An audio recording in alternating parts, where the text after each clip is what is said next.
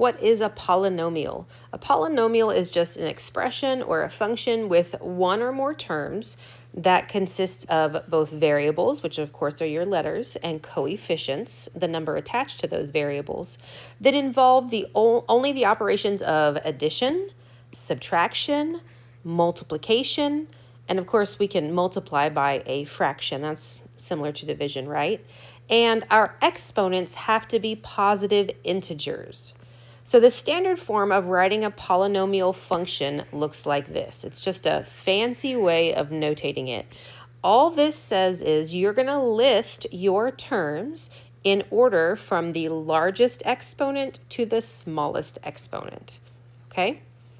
Some special polynomial names that we need to know. We have a monomial. Mono means one, so a monomial only has one term. Binomial means we have two terms. And then, of course, a trinomial will have three terms. So in this unit, we've got to know a lot of vocabulary. So let's go ahead and define some of those words that we need to know, or phrases. The degree of a polynomial. The degree of a polynomial is just the largest or the highest exponent. It is the largest or the highest exponent. Now, the leading coefficient is the number that is attached to the variable with the highest exponent. It is the number attached to the variable with the highest exponent. And then, of course, we have a constant, right? Constant means something that stays the same. It never changes. That's just a number, right? Any number that you want, it's just a number not attached to a variable. It's just a number not attached to a variable, okay? So we've got this picture of a polynomial function over here. It kind of makes this weird W shape, right? And then this is some vocabularies. We've got some labels here. If you've got a highlighter or you've got a marker or colored pencils, whatever it is that you've got, you might want to go ahead and highlight or label because you're probably filling these notes in black and white, right? So the zero of a function, we're used to that word. We should know that word. It's just a point in which the graph intersects or hits the x-axis. We can also call those x-intercepts, roots, or solutions, right? The zero of a function, these are all zeros because they are where your graph crosses or touches the x-axis. And then, of course, we still know the y-intercept. Our y-intercept is a point at which the graph intersects the y-axis. So we have our y-intercept right here. The newer words that you may not yet know are local extrema, which is maximum, minimum, or global extrema, maximum, minimums, right? That's what the word extrema means, maximums and minimums. Now think about the difference between local versus global, okay? First of all, extrema is just where your graph changes the direction, all right? So my graph is decreasing, decreasing, decreasing until I get to this point, and then it begins to increase, increase, increase. Then I get to this point, and it starts to decrease, decrease, and then I get to this point, and it starts to increase again. So it's changing direction. That's what happens at a maximum or a minimum value. So what's the difference between local and global? Well, think about it with your state or your city. Locally, we have a city, but globally, we have the entire world. So if I ask you for a global minimum, I mean I want the very lowest point on our graph. This is our global minimum. And we always define these points with their x value. If I ask you for a global maximum on this graph, I can see that both ends of this graph go up forever. They're approaching infinity. So there's really not one specific value that my graph is increasing towards other than infinity. So we usually just say there's only a global minimum here. Now, our local extrema, you want to look for mountain peaks and valleys. If you look right here, it's kind of a mountain peak. And at the very top, that's our local maximum, because in this little area right here, that's the highest point.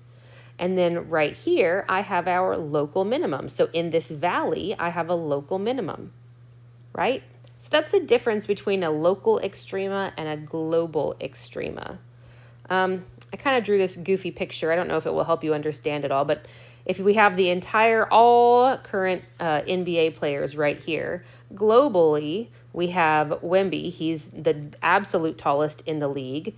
And then we have Kawamura, who is the absolute shortest in the league. I think he's 5'8", and Wemby is 7'5", something like that, okay? So this is our global max and our global minimum, right? But we have all these other teams in the NBA, and each of them have their own individual local maximums or local minimums, right? They have their own tallest player or their own shortest player. That's the difference between global and local. All right, so like I said, lots of vocabulary, so let's look at this really fast. If I have the expression 7x squared minus 5x to the fourth minus 1 plus 4x to the fifth, and you're asked to put it in standard form, the first thing that I want you to do is look for the highest exponent, the largest exponent.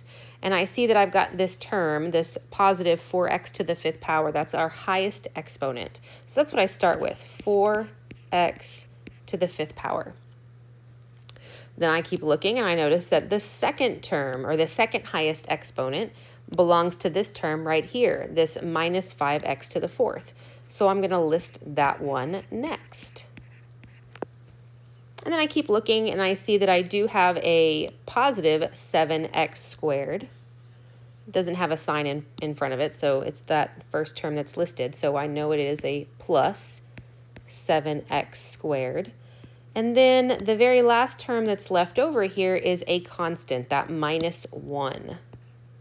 So now my expression is in standard form. The degree of this polynomial expression is a 5. The leading coefficient is this number attached to it, which is a 4. And then our constant is that negative 1. Okay? Now, I know this is a polynomial expression because all of my exponents are integer values. They're positive integer values, and we're only adding or subtracting or multiplying in this expression. All right, let's look at this next example. Negative 8x plus 2x squared minus 8x cubed.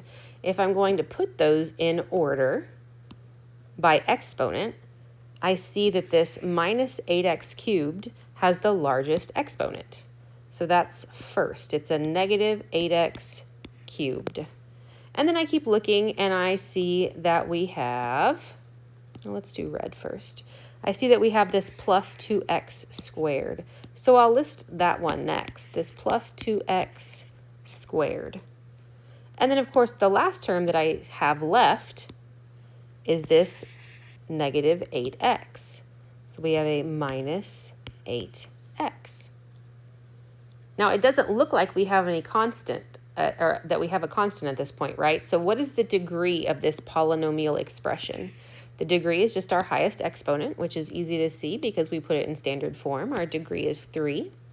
Our leading coefficient is a negative 8.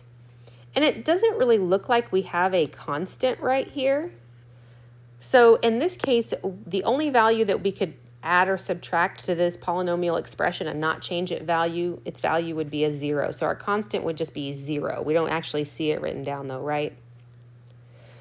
All right, what would this look like on a graph? So if I have f of x equals x to the third power minus 5x squared plus 2x plus 8, we haven't actually done anything with polynomial functions in order to determine all of these special values at this point. We will soon, but we haven't yet. So we're going to go ahead and use the Desmos graphing calculator. So make sure you know how to use that. You can just Google it. It's easy to find, or it's in your student portal. So we've got f of x equals x to the third minus 5x squared plus 2x plus 8. So let's graph that. And our function ends up looking like this. Now, the cool thing about the Desmos calculator is if you click anywhere close to these special points, it'll go ahead and pop up for you, okay? You've just got to tap it with the mouse or with your finger if you're using a touch screen. Sorry, I zoomed and they went away. So those right there are zeros. We have zeros at -1, 0, +2, 0, +4, 0. So let's go ahead and mark those zeros, -1, 2, and 4. And we're just going to do a rough sketch, okay? We've got -1,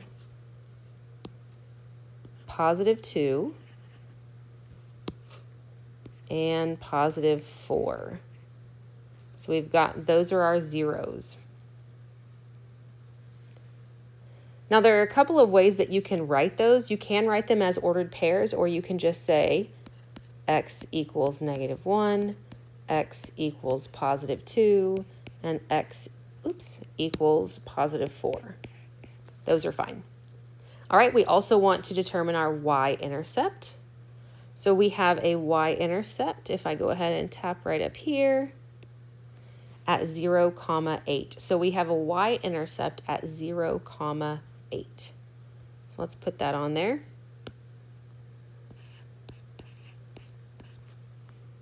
This is just a sketch. No need to list all of those intervals. All right, and then we have local extrema and global extrema that we need to look for. So a lot of times I like to look at this function and say, okay, I know that the far left side of my graph is going down forever and the far right side of my graph is going up forever. So I can see the top of a mountain right here, and that is a crazy decimal. So let's go ahead and round to the nearest hundredth. All right, 0.21, 8.21. 0.21, 8.21. Let's do 0.21, 8.21. It's about right there. Okay.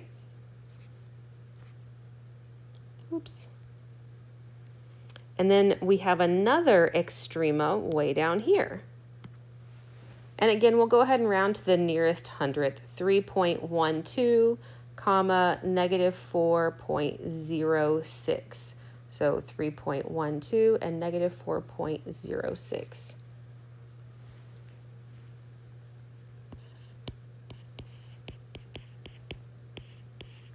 So those are our two values. Now I put them next to the local extrema. So I want you to think about why that is for just a second while I go ahead and plot this point. 3.12, and let's say there's about -4. So here's our other local extrema. Now, why didn't I name those global extrema? Well, if we go back to our graph, like we said earlier, the far left side of my function is decreasing forever. So the global minimum would technically be -infinity, which keeps going forever. And then the positive global maximum would be this positive infinity. So again, we don't really notate those. So this mountain peak and this valley, those are our two local extrema. Here I would just say none. So now we can just complete our picture, right? We're just going to take our function and sketch the graph. We know it goes up, and then it goes back down and back up and looks something like this. And like I said, it's a really rough sketch. And you can do the exact same thing with any function that we have. Here's one more. We have f of x equals x to the fourth minus 8x squared minus 7x. You can just type that into your Desmos calculator. And here's what we have. All right, so I'm going to go ahead and tap right here and show you. This is our local minimum, right? Because it's not the very lowest point, but it is the lowest point in the region. What do you think this point down here would be called? That point that I just clicked on, this 2.19, -30.70, that point right there is our global minimum. This function does actually have a specific global extrema. It is the very lowest point. And then, of course, I have another mountain peak right there. So that's another local maximum value. So I've got a local minimum, I've got a local maximum, and then I have a global minimum. Okay, so you can write those values down. And then, of course, I have our zeros. We have a 0 right here at negative 2.19 comma 0, negative 1, 0, and 3.19. So we have 4 zeros in this function.